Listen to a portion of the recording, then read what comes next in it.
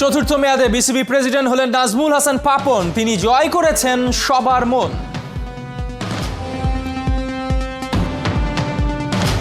Cricket বোর্ডে দারুণ জনপ্রিয় খালেদ মাহমুদ, বিসিবি বস তার প্রশংসায় পঞ্চমুখ। তার প্রতিদ্বন্দ্বিতাকে আপনারা কি হালকা করে মনে করেন? খালেদ মাহমুদ সুজন আমার তো মনে হয় আমার চেয়েও পপুলার। মানে আপনাদের বেসিক জিনিসটা বুঝতে হবে। ওমানের প্রস্তুতিতে টাইগাররা প্রদীপ জ্বালিয়েছে আশার। শুরুটা দারুণ চান হাবিবুল বাশার। আমাদের ছেলেরা কিন্তু যথেষ্ট ফিটনেস নিয়ে অনেক কাজ করে যখনই সময় পায়। তো ফিজিক্যালি সবাই খুব ভালো অবস্থায় আছে। একটু আগে এসে যাওয়া, পরিস্থিতির সাথে মানিয়ে নেওয়া, সেই কাজটা সবাই খুব ভালো মতো করছে। রাতে নির্ধারণ হবে বিশ্বকাপ বাছাইয়ের ঠিকানা। আলাদা ম্যাচে মাঠে নামছে ব্রাজিল আর আর্জেন্টিনা।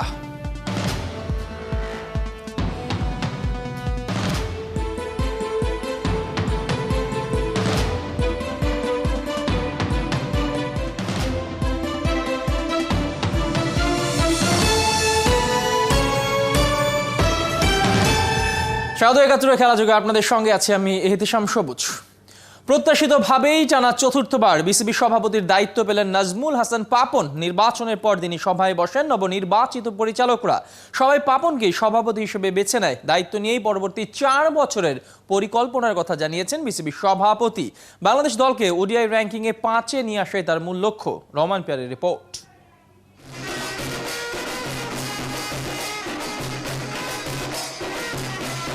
হোম আপ ক্রিকেটে উন্মাদনা, বিজয়ীদের বরণে সাজানো মঞ্চটা। একে একে এলেন ওরা, সাথে নিয়ে নতুন চেতনা, নতুন পরিকল্পনা। তবে সবার অপেক্ষাটা ছিল বিশেষ একজনের জন্য। তিনি আসতেই সব আয়োজন যেন পূর্ণতা পেল। উত্তেজনা, সংশয় কিংবা অনিশ্চয়তা কিছুই ছিল না। বাকি কেবলই আনুষ্ঠানিকতা। সেটিও হয়ে গেল দ্রুত।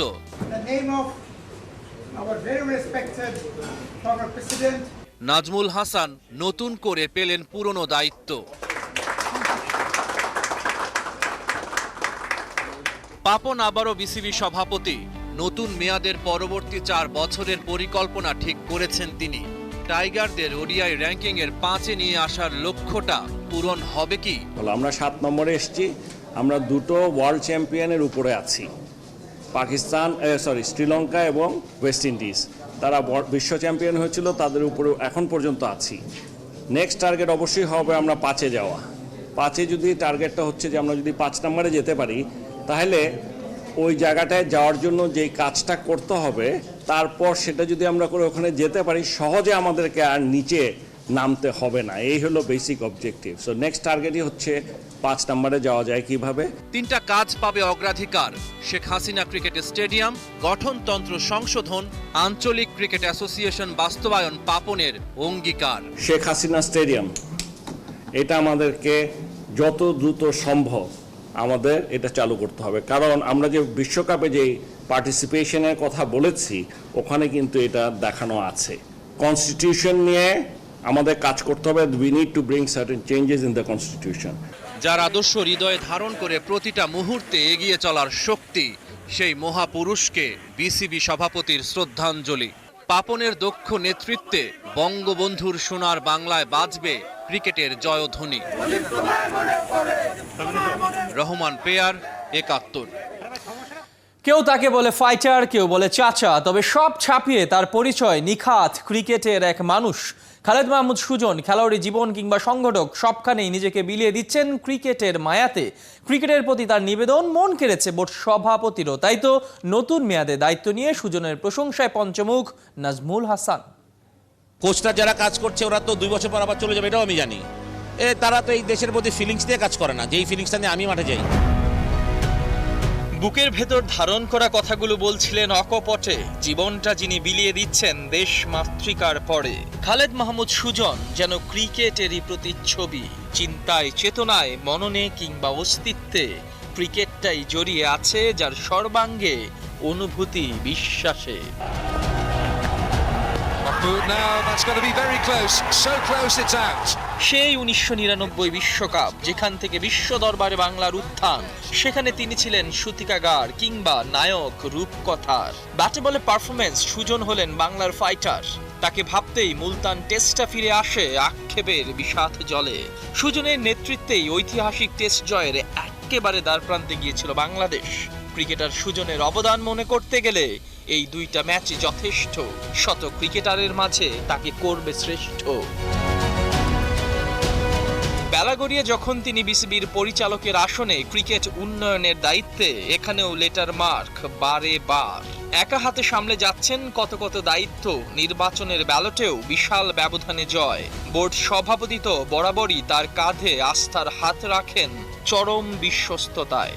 সুজন তৃপ্তিতে ডুব সাঁতার কাটতে পারেন যখন বোর্ড সভাপতির মুখ থেকে এমন প্রশংসা শুনতে পান। নির্বাচিত সবার মাঝে তিনিই বড় ভাগ্যবান। তার প্রতিদ্বন্দ্বিতাকে আপনারা কি হালকা করে মনে করেন? খালেদ মাহমুদ সুজন আমার তো মনে হয় আমার চেয়েও পপুলার। মানে আপনাদের বেসিক জিনিসটা বুঝতে হবে, সব রং জায়গায় দাঁড়ায় গেছে আমাকে যদি জিজ্ঞেস করেন। বাট ইকুয়ালি দুজন খুবই ভালো। মাঠের ফাইটার সুজন মাঠের বাইরে হয়ে গেলেন সবার প্রিয় চাচা। সমবয়সী ছোট বড় নির্বিশেষে সবার মাঝে একটা বন্ধন তৈরি করেছেন পরম যত্নে। তাই তাকে রাখা হয় ম্যানেজারের দায়িত্বে। ২০০৬ সালে ডেভ হোয়াটমোরের আমল থেকে যা শুরু, ১৪ থেকে একেবারে নিয়মিত। বাংলাদেশের ক্রিকেট তখনই নিজেদের সেরা সময় পার করেছে। পেছন থেকে টিম বন্ডিংটা তিনিই তৈরি করেছে। নীরবে কাজ করতেই পছন্দ করা সুজন একাধারে কোচিংটাও সামলে যান। ঢাকার ক্লাব ক্রিকেট, জাতীয় লীগ, বিসিএল ও বিপিএল এ কেউ যখন চ্যাম্পিয়ন দল গড়তে চায়, চোখ বন্ধ করে খালেদ মাহমুদের কাছে যায়। শুধু ক্লাব ক্রিকেটই নয়, বোর্ডের সঙ্গে জাতীয় দলের সেতু বন্ধনটাও তার মতো দৃঢ় করতে পারেনি কেউ, স্বীকার করেছিলেন বোর্ড সভাপতিও। আগে খালেদ মাহমুদ সুজন ও আমাদের ম্যানেজার ছিল। He was the link between team and the board. So এখানে প্লেয়ারদের সাথে ছিল, কোচের সাথে কি হচ্ছে না হচ্ছে আমরা সারাক্ষণ জানতে পারতাম। আমি অন্তত জানতে পারতাম কি হচ্ছে না হচ্ছে। এখন কিন্তু আমি জানি না। বাংলার ক্রিকেটে তিনি চিরঞ্জীবী হয়ে থাকবেন এই অর্জনে। কে করেছে কবে, সুজন দেখিয়েছেন তিনি চাইলেই পারে। দীর্ঘ পরিকল্পনায় দেশব্যাপী কর্মশালায় তৈরি করেছিলেন একটা চ্যাম্পিয়ন যুব দল, যাদের হাতে উঠেছে বিশ্বকাপ। বাংলাদেশ ভিন্ন মাত্রায়। গেম ডেভেলপমেন্টের চেয়ারম্যান হয়ে পেছন থেকে এই খেলোয়াড় তৈরির কারিগর হয়েছিলেন এই মানুষটাই। সুজন একাধারে সাবেক ক্রিকেটার, সাবেক অধিনায়ক, বর্তমান বোর্ড পরিচালক, ম্যানেজার কিংবা কোচ। এত দায়িত্ব সামনে যাচ্ছেন একা একটা মানুষ। কেউ কি করতো না পারতো, তিনি করছেন ক্রিকেটটাকে ভালোবেসেই করছেন। দেশের ক্রিকেটে এমন মানুষ বড্ড দরকার, যিনি জীবনকে তুচ্ছ করে ক্রিকেটটাকেই রাঙিয়ে নিচ্ছে, নিজের শেষটুকু বিলিয়ে দিচ্ছে। তাই সুজন দ্য ফাইটার। এহতেশাম সবুজ, ৭১। মরুর বুকে তপ্ত গরমে টাইগারদের বিশ্বকাপ মিশন কতটা চ্যালেঞ্জিং হবে, সাবেক অধিনায়ক ও বর্তমান নির্বাচক হাবিবুল বাশার বলছেন বেশ কঠিনই হবে। তবে সেই চ্যালেঞ্জ উতরানোর শতভাগ সামর্থ্য বাংলাদেশের আছে। আগে ভাগে ওমানের প্রস্তুতি শুরু করা ফিটনেস আর স্কিলের জন্য দারুণ কাজে দিচ্ছে। মাস্কাটে নির্বাচক হাবিবুল বাশারের সঙ্গে কথা বলেছেন আমাদের সহকর্মী নাহিয়ান বিন জসিম।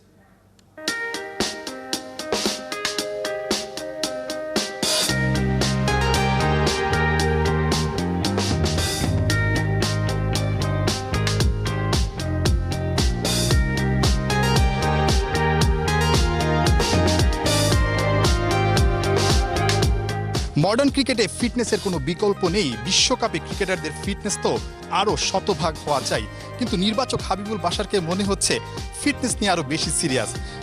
বাশার ভাই, কারণটা কি আসলে? আপনি কি বিশ্বকাপে নেমে যাবেন নাকি কোনো কারণে তাদের সাথে? না, এরকম কোনো ব্যাপার নেই। অবভিয়াসলি ফিটনেসটা তো একটা খুব ইম্পর্টেন্ট জিনিস। সুস্থ থাকাটা খুবই গুরুত্বপূর্ণ একটা ব্যাপার। সেটা সুস্থ থাকার জন্যই একটু চেষ্টা করি আর কি।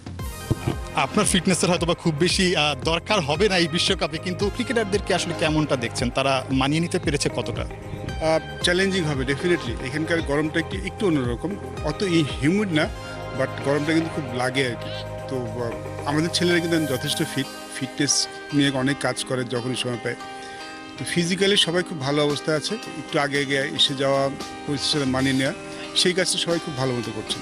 সব কিছু মিলে আপনার কাছে কি মনে হচ্ছে এখানকার উইকেটগুলো কেমন হতে পারে, আসলে কেমন দেখছেন? Good batting track. আমরা অনুশীলন যে উইকেটগুলি করছি খুব ভালো ব্যাটিং ট্র্যাক পাচ্ছি। ম্যাচ হচ্ছে, আজকে ম্যাচ হচ্ছে, কালকে কিছু ম্যাচ দেখলাম ওমান টিম পাশের মাঠে প্র্যাকটিস করছিল, দেখলাম ব্যাটিংয়ের জন্য বেশ আদর্শ উইকেট বলতে পারি। মাঝে মধ্যেই ছোট দলগুলো বড় দলগুলোর বিপক্ষে ভয়ঙ্কর ওঠে এবং এই জায়গাটায় অ্যানালাইসিসের খুব বেশি দরকার হয়। বাশার ভাই, আপনার কাছে একটু জানতে চাচ্ছিলাম, আমাদের ভিডিও অ্যানালিস্ট তো আসলে আইপিএলে ব্যস্ত আছেন, এই ভিডিও অ্যানালাইসিসের কাজগুলো বা ছোট দলগুলো সম্পর্কে আইডিয়া নেওয়ার কাজগুলো আসলে কিভাবে করা হচ্ছে দলের পক্ষ থেকে? আমাদের অ্যানালাইসিস কিন্তু খুব এক্সপিরিয়েন্স অ্যানালাইসিস, এবং এই দলগুলিকে নিয়ে কাজ কিন্তু তিনি অনেক আগেই করেছেন।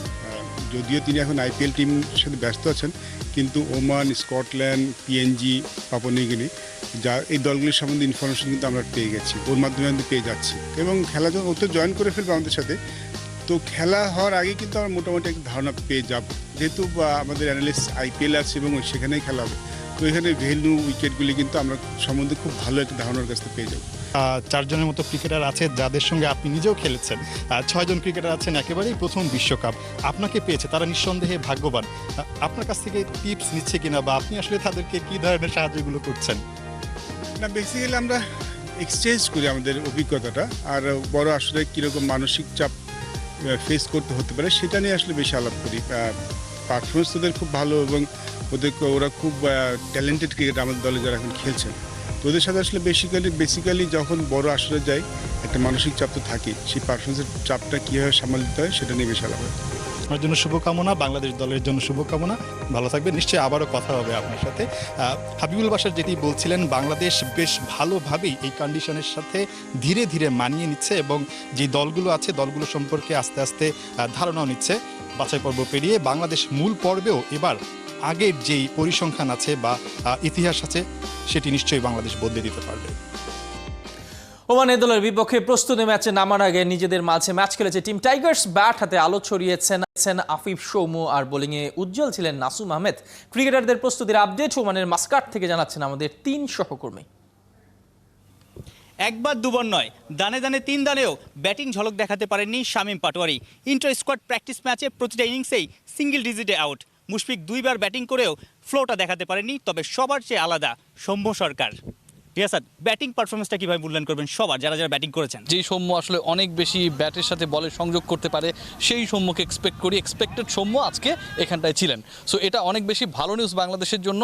ওয়ার্ল্ড কাপের এই মুহূর্তে বাংলাদেশ যে প্রিপারেশন সারছে এবং যেই ধরনের উইকেটে খেলা হবে সেটা কিন্তু অনেকটা সৌম্যের ফেভারেবল উইকেট। সো তার ছন্দে থাকাটা ইম্পর্টেন্ট ছিল, অন্তত ইন্টার স্কোয়াডে আমরা সেটা দেখেছি সৌম্যকে। তবে অন্যদের ক্ষেত্রে আমি খুব একটা হ্যাপি না।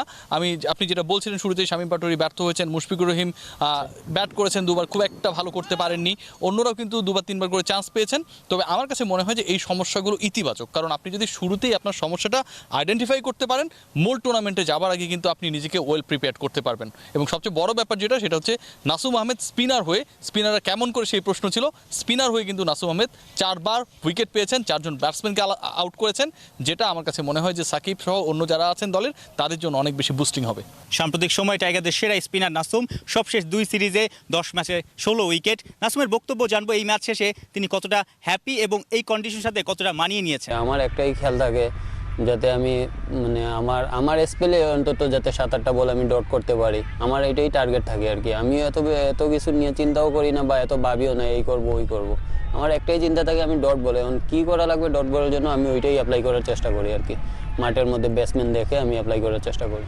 নাসুমের মনোভাব জানা গেল, শক্তিমত্তা দুর্বলতা, কোথায় কোথায় সমস্যা, কোথায় উন্নতি আরও বেশি দরকার, সেটা নিশ্চয়ই বোঝা যাবে শুক্রবারের ওমান এ দলের বিপক্ষে প্রস্তুতি ম্যাচে। বাংলাদেশ এখানে প্রস্তুতি ম্যাচ খেলে সম্ভবত আর একদিন প্রস্তুতি নিতে পারে, তারপরেই কিন্তু আবুধাবিতে চলে যাবে, এসেই কিন্তু বাংলাদেশের বিশ্বকাপ মিশন শুরু হয়ে যাবে। সুতরাং এই উইকেট আসলে কেমন আচরণ করে বা কী ধরনের ব্যাটিং করা উচিত বা স্পিনাররা কেমন করা উচিত, পেসাররা কেমন করা উচিত, এই জিনিসটা বাংলাদেশ এই প্রস্তুতি ম্যাচ থেকেই নিতে পারে এবং তাদেরকে নিতে হবে। এছাড়া কিন্তু বিকল্প আর কোনো তাদের আপাতত অপশন নেই। ছুটি দিনের প্রস্তুতি ম্যাচ দিয়েই বিশ্বকাপের অভিযান শুরু হচ্ছে টাইগারদের। নিশ্চয়ই এখানকার পারফরমেন্স আরও তাতিয়ে তুলবে বাছাই পর্বে, তারপর মূল পর্বে দর্শকদের প্রবাসীদের সাপোর্ট তো থাকছেই বাংলাদেশের পক্ষে। সাইফুল রূপক, 71, মাস্কাট, ওমান। 5 ম্যাচের ওয়ানডে সিরিজ খেলতে শ্রীলঙ্কা গেল বাংলাদেশ অনূর্ধ্ব-19 ক্রিকেট দল। আগামী সপ্তাহে অনূর্ধ্ব-15 নারী দলের জন্য ট্রায়াল দেবে 31 জন ফুটবলার। ক্লাব কাপ দিয়ে শুরু হলো হকির নতুন মৌসুম। দুবাইতে ওয়ার্ল্ড কারাতে চ্যাম্পিয়নশিপকে সামনে রেখে ক্যাম্প শুরু করছে বাংলাদেশ দল। খেলাধুলার সব খবর এক করে জানাচ্ছেন অর্ণব বাপি। করোনা পরিস্থিতির কারণে অনূর্ধ্ব 19 ক্রিকেট বিশ্বকাপের জন্য পরিকল্পনা মতো প্রস্তুতি নিতে পারেনি বাংলার যুবারা। কিছুদিন আগেই ঘরের মাঠে আফগানিস্তানের সাথে সিরিজ খেলেছে ওরা। এবার প্রথমবারের মতো বিদেশ সফরে গেল 19 না পেরোনো ক্রিকেটাররা। শ্রীলঙ্কার বিপক্ষে 5টা ওয়ানডে ম্যাচ খেলবে বাংলার যুবারা। ক্রিকেটের মতো ফুটবলেও প্রয়োজন বয়সভিত্তিক দলের উন্নয়ন। গেল কয়েক বছর দেশ বিদেশ থেকে বেশ কিছু অর্জন বয়ে এনেছে নারী ফুটবলাররা। সেই ধারাবাহিকতা ধরে রাখতেই সোমবার থেকে শুরু হচ্ছে 2 দিনব্যাপী ট্রায়াল। ইউনিসেফ ও জেএফএ কাপ থেকে বাছাই করা অনূর্ধ্ব 15 নারী ফুটবলাররা অংশ নেবে এই ট্রায়ালে। ক্রিকেট ফুটবল থেকে হকি, এ যেন দীর্ঘ প্রতীক্ষার অবসান। নীল টার্ফে ফিরল প্রাণ। ক্লাব কাপ দিয়ে শুরু হলো হকির নতুন মৌসুম। প্রথম ম্যাচে মোহামেডানের কাছে পাত্তা পায়নি এজাক্স। সাদা কালোদের জিত 8-2 গোলে। দিনের আরেক ম্যাচে আবাহনীর সাথে 5-0 গোলে হেরেছে পুলিশ ক্লাব। দেশের অন্যান্য ডিসিপ্লিনের খেলাগুলোর মধ্যে সম্ভাবনাময় কারাটে। নেপাল সাউথ এশিয়ান গেমসে অন্তরা ও মার্জান প্রিয়ারা স্বর্ণ জিতে দিয়েছে সেই প্রমাণ। এবার ওদের লক্ষ্য ওয়ার্ল্ড কারাটে প্রতিযোগিতা।